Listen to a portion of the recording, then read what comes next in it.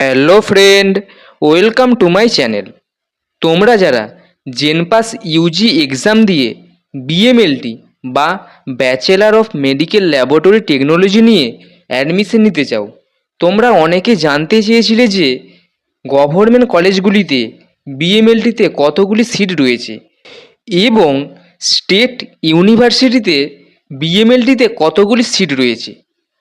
আজ এই ভিডিওর মাধ্যমে তোমাদের তা জানিয়ে দেব। ভিডিওটি প্রথম থেকে শেষ পর্যন্ত অবশ্যই দেখবে।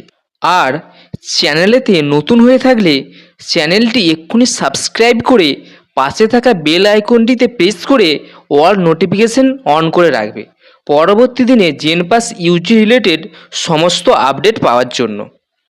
চলো আসা যাক মূল টপিকে।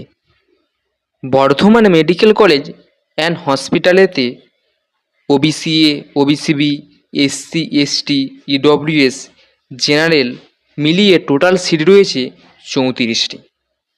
এরপর college of paramedical and allied health সায়েন্সে টোটাল সিট রয়েছে 28টি এবং স্কুল অফ ট্রপিক্যাল মেডিসিন কলকাতাতে 39টি সিট রয়েছে। এইবার আসছি স্টেট ইউনিভার্সিটিতে বিএমএলটিতে কতগুলি সিট রয়েছে।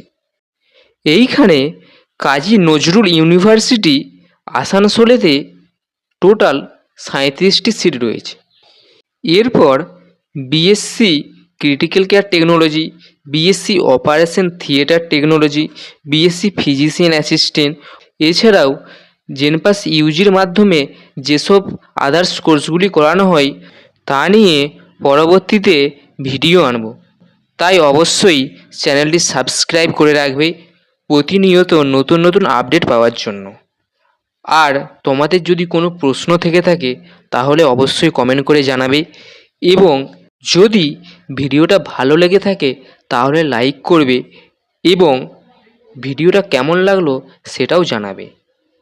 আজ এই পর্যন্তই, দেখা হচ্ছে পরবর্তী ভিডিওতে।